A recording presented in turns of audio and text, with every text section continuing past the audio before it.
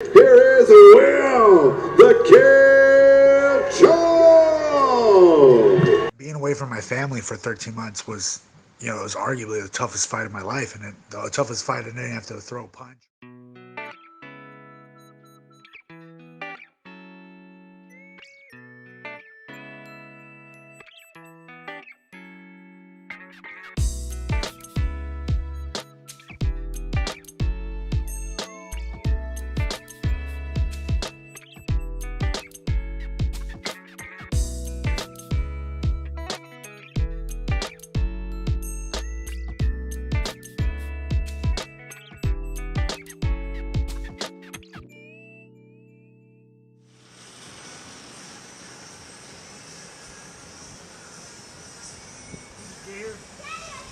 Okay, so I was in Singapore, February, just gonna be there for a couple months just to coach, and then in March is when boom, COVID hits the whole world. The whole world goes on lockdown.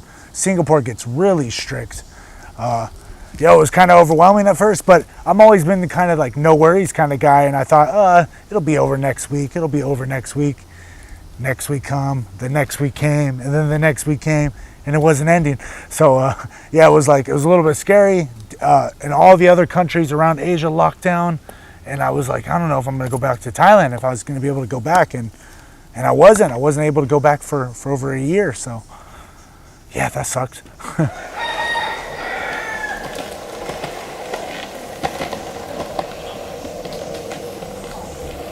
Initially, so it kind of sucked because I was away from my kids. I'm always on and off not seeing my kids anyways for a couple months at a time when I go for coaching or for fighting anyways. So I wasn't too worried at the beginning, but as the months progressed, month by month, it started getting like that dreadful experience. I'm seeing pictures, seeing my kids grow up, and yeah, it's overwhelming not to be able to, not being able to go back to my kids and not knowing when I can go back to my kids. Because anytime I left before for a couple months, I always had a date I knew I was going back, and because of COVID, there was no sure date, and that. Do you remember when Daddy go America? You miss me? Are you happy I'm back?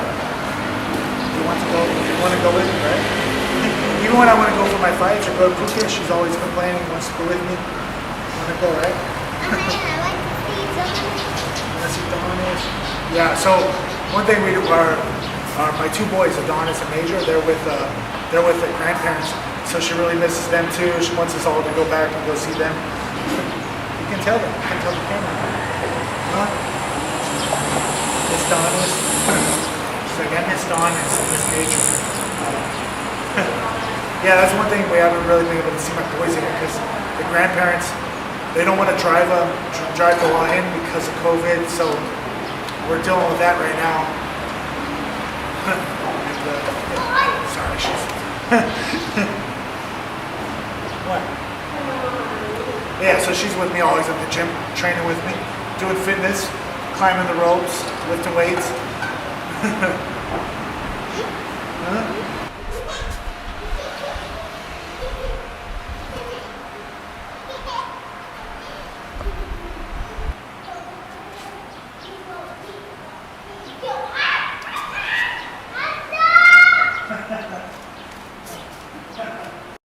So I was in Florida, and I just had a bare knuckle boxing fight. Lost, unfortunately, but the only place open in Asia last October was Korea. Korea was the only country that was accepting tourists, but they had the long 15-day strict quarantine that I had to do. But I thought, hey, I can go to Korea. They're still doing MMA shows, so I could still fight while I'm there, and I have a lot of contacts because I fought there before. So I was like, okay, cool. I'll go to Korea. I'll be able to still fight, and as soon as Thailand opens up, boom, I'm right next door, and I can fly back to Thailand. So yeah, I went to Korea.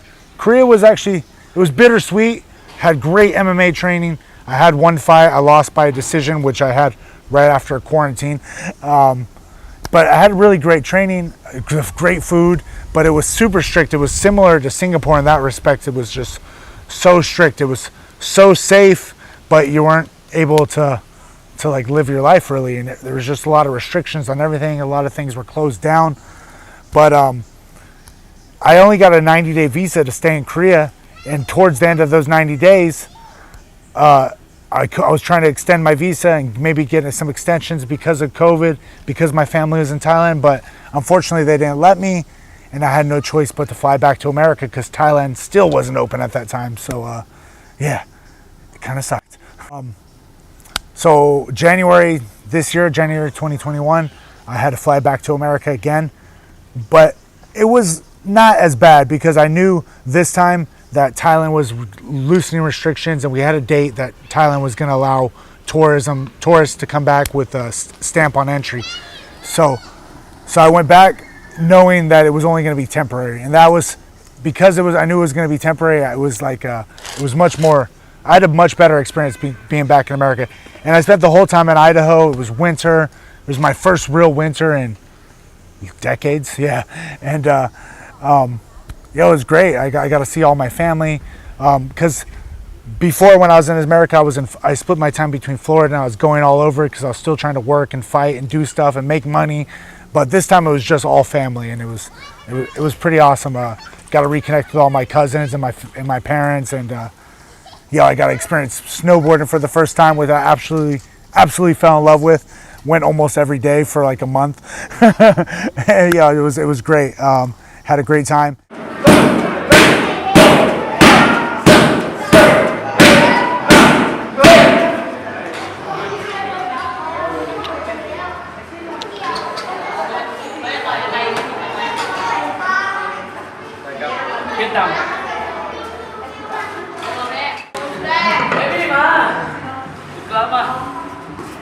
And then, yeah, in March, we got something lined up so I can fly back to Thailand, and then, boom, March 3rd, I flew back to Thailand, and then that was it. And yeah, once I got back, it was great. So, yeah, to go back to Thailand, So to go back to Thailand, there's a few things I need to do. Luckily, I've always been in touch with John Nutt and the promoter at Fight Circus and Full Metal Dojo, and he was still doing shows and doing events even during all this COVID stuff. So I knew I had a good contact that I can be able to fight. And John Nutt said he's planning a big show, Fight Circus 3, which I'm getting ready for right now. And he was going to fly me back, going to help me take care of the quarantine, and then and that was how I was able to fly back. And it was still kind of overwhelming flying back to Thailand because there was a long list of documents you needed. You had to have COVID tests. You've had to have a certificate of entry. All this online paperwork. You had to have your whole quarantine prepaid and pre-booked already. Your flight information, travel insurance. So it was a little overwhelming, but once I knew I was able to come and everything got booked, it was I just started knocking it all out, and then it was okay. So but I will say, so I've done 3 quarantines so far. In the last 15 months, I've done 3 quarantines. I spent a month of quarantine in Singapore, 2 weeks in Korea, and then in my last 2 weeks, I had to do in Thailand again. And the last 2 weeks were definitely the worst. It was actually like, Thailand was, they do their best, but at the end of the day, quarantine's just like luxury jail. You're locked in a hotel room. You have a lot of super strict restrictions. You get fed 3 times a day, just like jail, on schedule. You have to check in and check with your temperature, and it just sucked being so close to my family, but yet still feeling like I was so far away. And those 2 weeks really, it was drug on. It was so slow because in the morning you have to wake up on time, have to report your temperature and your side effects if you have any COVID side effects, which I never have. And even if I did have, I was never going to tell them anyways. So did that every morning and every evening. So like the whole day I'm awake, and you're just stuck in a hotel room all day. So there's nothing else to do, and it's hard to sleep. You're resting all day anyway, so it's hard to sleep anyways. And it was nice being in Thailand, but it was still like, until I finished quarantine, I didn't feel like I was in Thailand until I finished. It's amazing how doing only 6 rounds and about 10 minutes of clinching, you feel like death. You feel like you're not in shape at all. Sponsor So that's kind of a far drive just to like do 8 rounds of sparring. เร็ว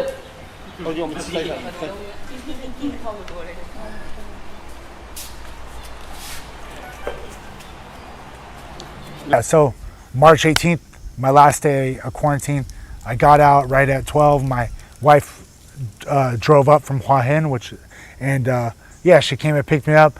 As soon as I walked out of the hotel, boom, Yai sees me in the car, opens up the door and rushes out. She comes and jumps up, gives me a huge hug, which was amazing. That was just such a great feeling after literally 13 months not seeing my kids. It was so great to have her in my arms again. And yeah, it's been great now. I've been like a stay-at-home dad I've just been going to the gym and staying at home and chilling with Yai. We go skateboarding, and it's been really great.